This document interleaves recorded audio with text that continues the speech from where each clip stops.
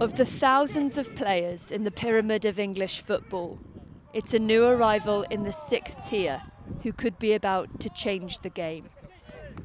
Josh Cavallo played at the top of Australian football and wanted to transfer to an English club. But it was his sexuality over his skill that drove his final decision about who to play for.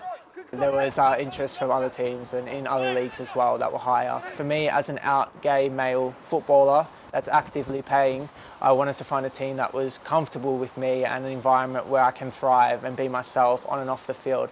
4 years ago, Josh put this video online that made his sexuality public knowledge. There's something personal that I need to share with everyone. I'm a footballer and I'm gay. To this day, he still gets hateful and homophobic comments posted about it. But it's the private messages he receives that remind him he made the right decision for him. When you posted your coming out video and you made that decision, were you contacted by any professional footballers for advice? Yeah, I was contacted by a lot of footballers that don't feel like they fit in terms of they're not out. And that's something that I won't share publicly of who these people were, and that is obviously their own chapter and their own story.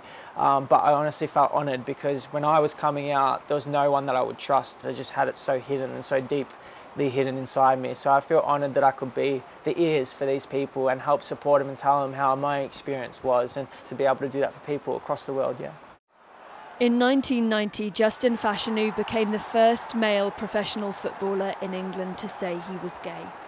8 years later, he took his own life. Only 2 British male professionals have publicly come out since Fashanu. Josh's transfer here makes him the only openly gay male player with a club in English football. What do you think is still the problem that is persisting in football that makes it really challenging for players to do what you've done? At the end of the day, we're at work, this is our job, right?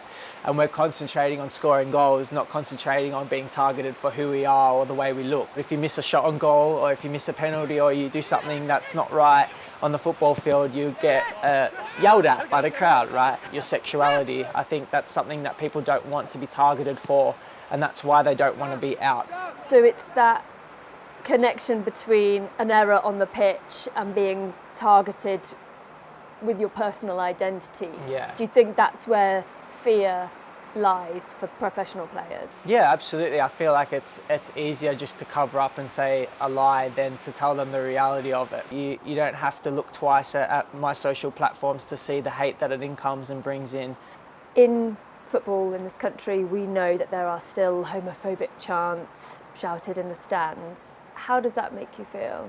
Yeah, it makes me feel horrible.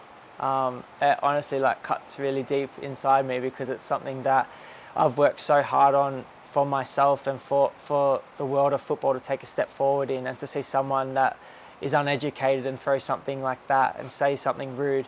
It does affect not only me, but it might affect the person on their left or right, or a little child hearing that shout and that chant. So yeah, it actually affects a lot of people outside that they don't realise. Even in 2025, Josh's club has had to take steps to protect him. In the event that there's any abuse, homophobic abuse towards Josh, that will be picked up quicker than normal at this level. So we've jumped on that already. Josh has been part of that conversation with the police, with the players. Josh has got a direct number to the police rather than to go through the normal route. He's got a fast track route if he's got a problem. Of all the comparisons made between the women and men's game, openness around sexuality is an undeniable contrast.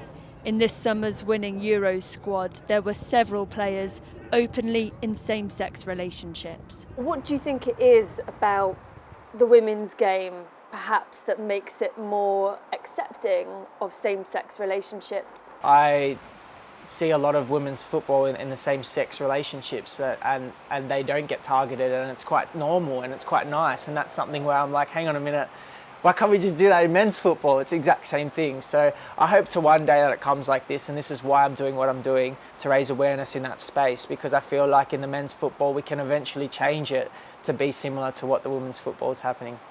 How do things feel to you at the moment in terms of where we're at about sexuality in professional football? I think with everything outside of football, we're going quite backwards in the world. It's quite sad to see that actually people are getting praised to say something negative about the LGBTQ plus community, and it's quite sad to see that, especially with Trump and everything that's going on in the world. So yeah, it is a difficult time in sort of that sense. For change to happen, there needs to be people doing what I'm doing, and that's something that I'm willing to sacrifice in order for people to take the next step moving forward. If that's going to help the next little Joshy come out and find a football team and he identifies as an LGBTQ plus person, that's more than I could ask for.